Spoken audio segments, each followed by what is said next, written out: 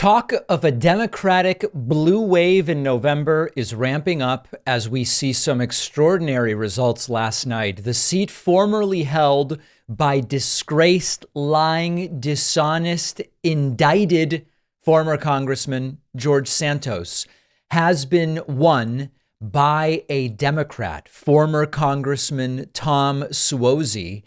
And this is now getting all sorts of people fired up about the possibility of a blue wave in 2024.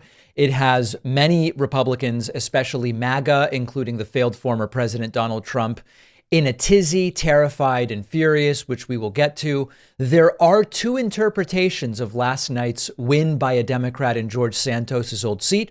I'm not here to gaslight. I'm here to tell you the truth. So I'm going to go through both possible interpretations, but let's start with what happened.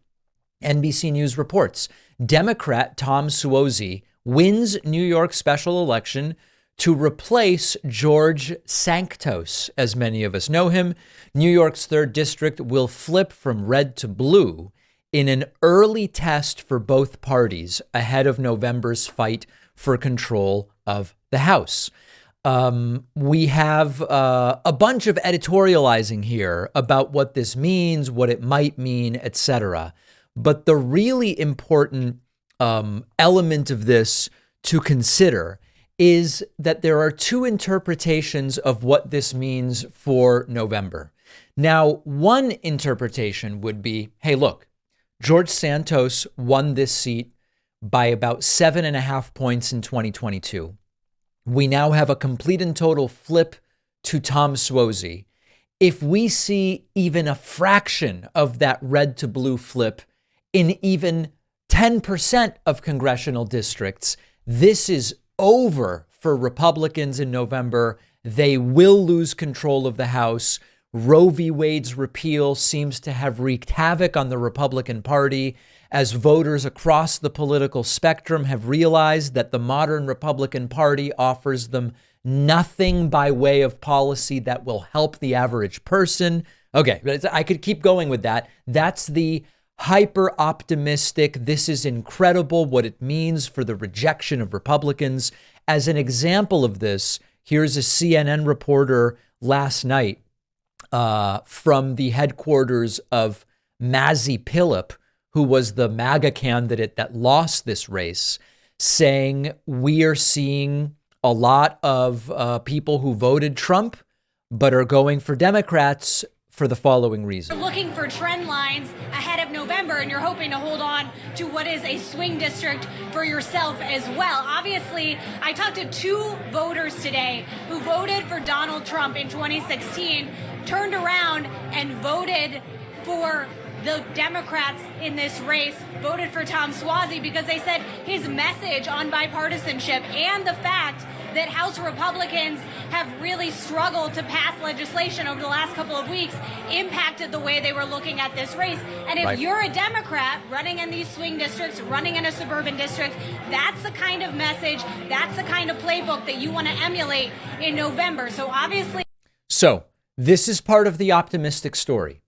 As long as we keep voting, these Republicans are quite frankly effed. Major shift in these swing districts from districts that started to lean Republican in 20 and 22 have gone all the way back to leaning Democratic. The border crisis doesn't seem to be the winning issue that Republicans wish it was. This is a swing district where a lot of the discussion, especially with this MAGA candidate, Mazi Pilip, a lot of the race was about there's an influx of immigrants into New York City. They're destroying the city. It's overrun and all of this dehumanizing language. We've got to control the border. And the Democrat won and won easily. So this is all the optimistic case for what this signals for November. All right. Now let's look at the more cautious case. The more cautious case would go something like this. Tom Suozzi was not an unknown quantity. He was the representative before George Santos. You could say the Santos thing was an anomaly because Suozzi wasn't seeking re-election. He ran for governor, lost. And that if you go back to 2020, Suozzi easily defeated Santos, 56 to 43.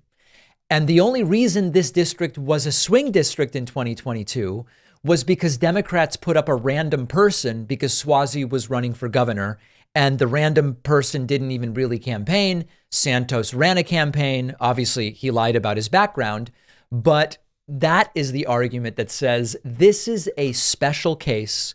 This is a guy who is very well known in the district.